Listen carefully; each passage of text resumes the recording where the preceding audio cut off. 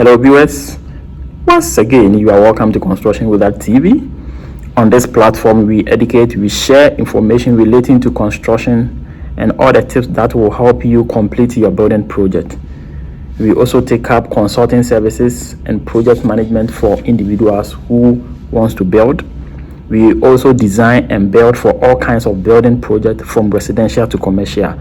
So if you have any project, if you are thinking of starting a new project, you can contact us via constructionwizardtv, or you can also look through the description. My contact is there. You can reach us via WhatsApp and then we can start talking.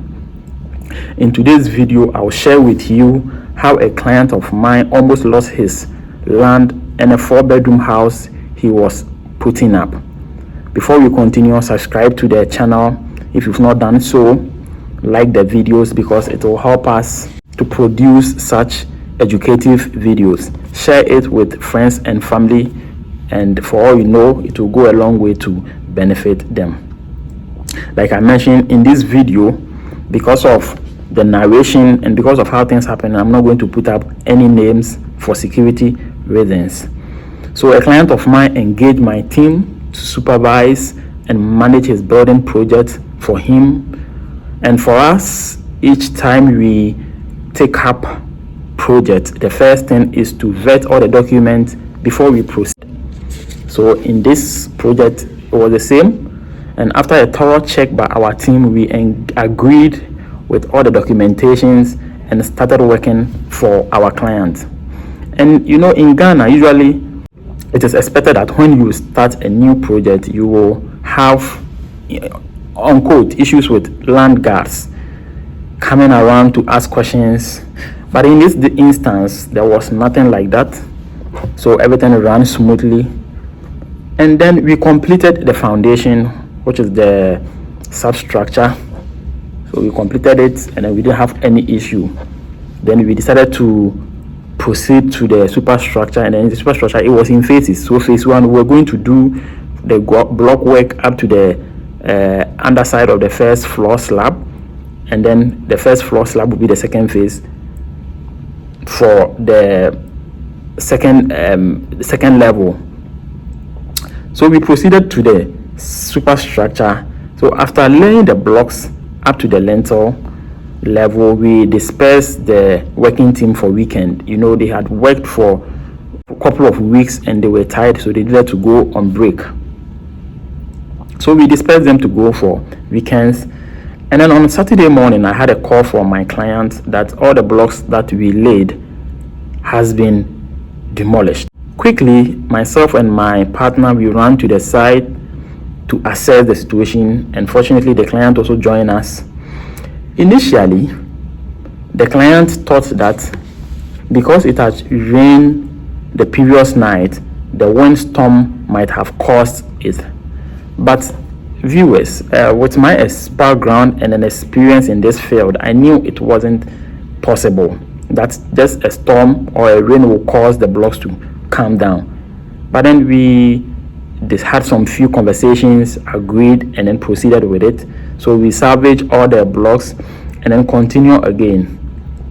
And let me put this across that in all this, nobody had shown up to claim the ownership of the land from the start. Nobody has shown up and make some claim that the land belongs to me or not. So we were working, and after completing the demolish again, it was holiday. I think it was a holiday, so we asked the guys to go again, and then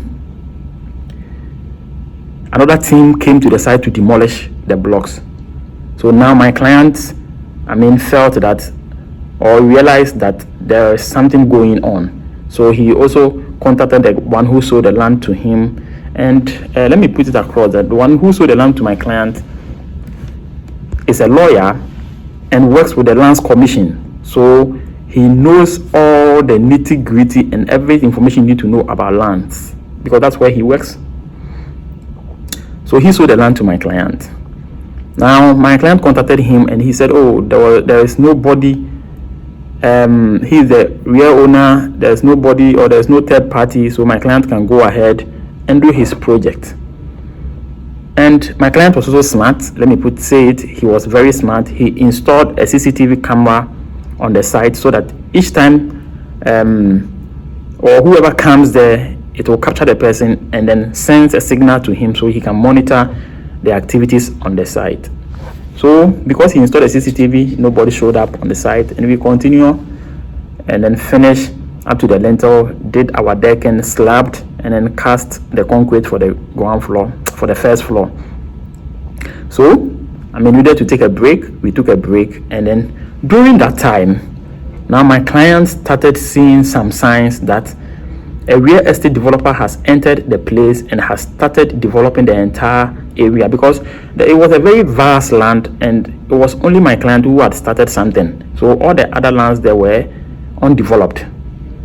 And so when he had that sense, he went to the site himself, and one of the real estate representatives told him that his property cannot be there because they've acquired the entire place, and so they will demolish his place. Quickly, he contacted the one who sold the land to him, and the person was still denying. And thankfully, the real owner showed up. Apparently, the entire place belongs to a certain man who resides outside the country and has released the entire place to the developer. And the one who is the lawyer who sold the land to my client knew the man. He knew that the land didn't belong to him, and then it had a real owner. Now, my client met the real owner, had a conversation with him. They brought in the one who sold the land to my client, and the conversation started. So now my client has to take the matter up headquarters, and because my client was also connected, he had the matter resolved, and now the matter had been resolved. So in the resolution, the real owner who resides outside the country decided that because my client is a young guy and he has now started up life, he will not demolish his structure just like that, because he has already mentioned to him that his property cannot be there. But he wouldn't demolish it just like that. He was going to allocate him a new piece of land and then build up to the level he has gotten to. And so that's what he was going to do for him, but he should exercise patience for him. So lo and behold, he gave him the land, and then because he was working with the estate developers, he made them build up to the level he has gotten to for my client. So viewers, what is the takeaway in this story that I'm sharing with you? First of all, when you are buying a land, be very careful. Please don't trust anyone when it comes to land or purchase of land. You see, my client had, or the owner who sold, or the one, let me say it that way, the one who sold the land to my client works with the Lands Commission. So he knows all the loopholes in the system. So when you are buying a land, be careful. Double check before you make any payment. That is the second point. The first one is, please don't trust anyone when it comes to land. The second point is, double check before you make any payment, and that is very important. Double check before you make any payment. If possible, go to the Land Commission to do a proper search. Be convinced that yes, you are dealing with the right owner. Also, test waters by sending materials to the land before you make payment. It is very difficult. At this point, it is very difficult, but test the waters. Just send material there. If there's an owner, or if there's a real owner to the land, if there's another party, the person will show up.